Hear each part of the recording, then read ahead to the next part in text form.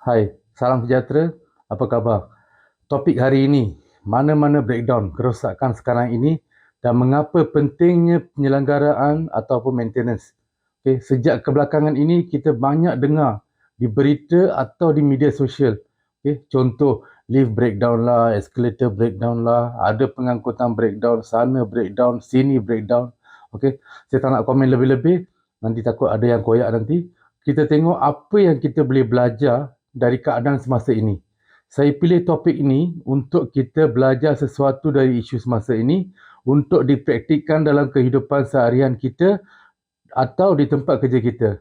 Okey, apa itu maintenance ataupun penyelenggaraan? Okey, ianya adalah satu proses dan amalan yang bertujuan untuk memastikan operasi mesin, peralatan dari segi dan jenis aset yang lain untuk berfungsi secara berterusan dan cekap. Ketekunan dalam melaksanakan program penyelenggaraan yang berkesan adalah penting untuk prestasi dan jangka hayat mesin, aset, kemudahan dan keseluruhan perniagaan. Okey, sekarang mari kita lihat. Kita dah tengok apa itu maintenance atau penyelenggaraan. Sekarang kita tengok apa itu strategi penyelenggaraan ataupun dikenali sebagai maintenance strategy. Okey, ianya adalah satu peraturan, okey, satu rules yang perlu dalam menentukan susunan tindakan yang perlu dilakukan untuk memastikan sistem yang digunakan dalam syarikat berfungsi dengan baik. Okey, saya akan kongsikan beberapa strategi ini. Yang pertama unplanned maintenance ataupun penyelenggaraan tidak dirancang. Okey, baik pulih hanya dilakukan apabila ada sesuatu peralatan breakdown, rosak atau di setengah tempat ianya disebut sebagai firefighting. Okey, contoh bila aircon kat rumah kita dah rosak ataupun tak sejuk, kita panggil juruteknik aircon untuk periksa dan perbaiki. Okey.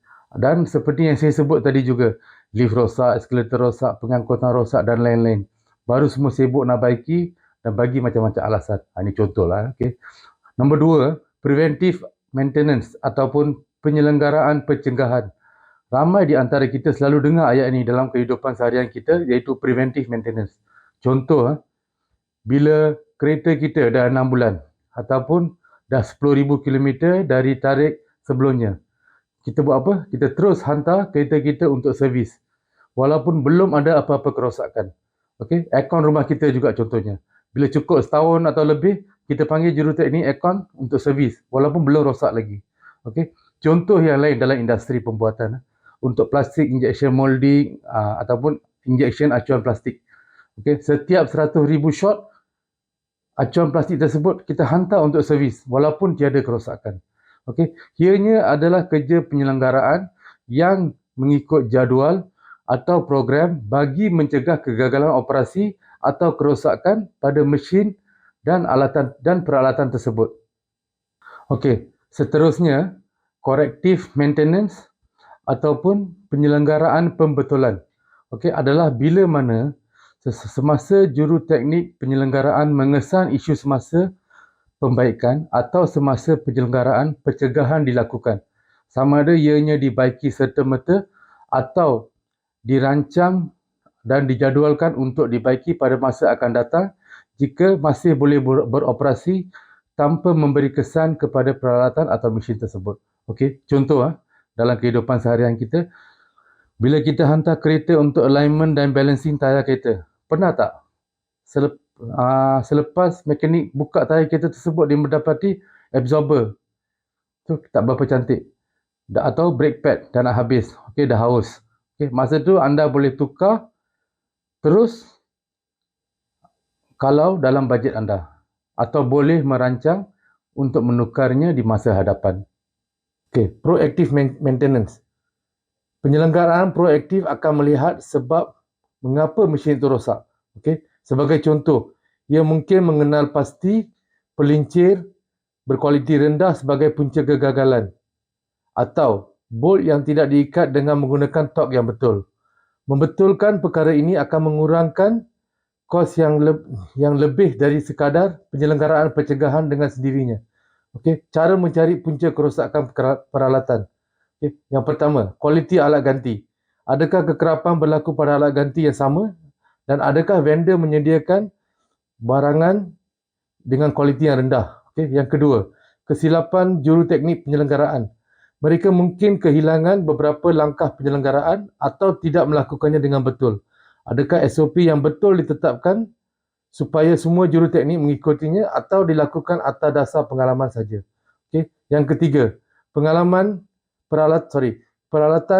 yang telah tamat jangka hayat. Anda boleh memanjangkan hayat kebanyakan peralatan dengan penyelenggaraan tetap dan penggantian alat ganti. Okay. Penyelenggaraan proaktif adalah untuk mengetahui di mana anda membelanjakan wang untuk inventory, pekerja dan masa peralatan tidak beroperasi. Pelan penyelenggaraan yang proaktif boleh membantu dengan ini. Okay. Gunakannya untuk mencari punca dan buat perubahan mengikut keperluan. Contohnya, perubahan kepada vendor, latihan, peralatan, penyelarasan antara jabatan ataupun dikenali sebagai horizontal spread dan sebagainya. Okey, ini boleh mengurangkan kos dan meningkatkan kesediaan peralatan. Walau bagaimanapun, untuk berjaya melakukan ini, anda mesti mempunyai cara untuk memautkan aset bersama-sama. Okey, dan menjejaki segala-galanya daripada penggunaan inventory kepada masa kerja yang dibelanjakan untuk penyelenggaraan. Okey, ini adalah contoh-contoh strategi penyelenggaraan. Okey, ada lagi strategi penyelenggaraan seperti predictive maintenance di mana ianya menggunakan IoT, AI, okey, untuk pengumpulan data. Tetapi apa yang saya terangkan sebelum ini adalah asas yang kena ada dalam strategi penyelenggaraan. Okey, ada juga definisi yang lain juga untuk strategi penyelenggaraan. Tetapi asas ni kena ada dalam setiap pelan penyelenggaraan. Okey, macam mana nak laksanakan atau mulakan aktiviti ini? Okey, senang je. Okey, sebab apa? Kita boleh Excel ada. Okey, gunakan Excel. Okey, anda kena buat daily check sheet, maintenance log, preventive maintenance scheduling atau maintenance calendar. Okey, kalau tak sure anda boleh Google dan cari contohnya. Banyak dekat internet dia punya contoh dia. Okey, strategi penyelenggaraan melibatkan pengenalpastian penyumberan atau resourcing dan pelaksanaan berulang kali keputusan pembaikan, penggantian dan pemeriksaan. Okey, ianya adalah satu proses pembelajaran semasa anda melaksanakannya. Jangan lupa, preventive maintenance scheduling atau maintenance calendar perlu ditambah baik setiap kali ada peralatan baru dikenal pasti yang perlu diganti pada masa tertentu. Okey, bila dah ada daily checklist, maintenance log, preventive maintenance scheduling atau maintenance calendar, okey, anda boleh tambah dalam bajet tahunan. Okey, kalau dalam perniagaan ianya dipanggil cost overhead. Okey, senang kan? Okey, memang senang kan? Tapi kenapa masih ada lift breakdown, escalator breakdown, pengangkutan breakdown, sana breakdown, sini breakdown? Okey, di mana silap dia? Okey, kita sebagai pengguna atau customer, biasanya kita tak nak dengar pada alasan-alasan ni. Okey, tetapi kita hanya nakkan penyelesaian. Okay. Saya berharap anda dapat manfaat sedikit sebanyak dalam video saya ni.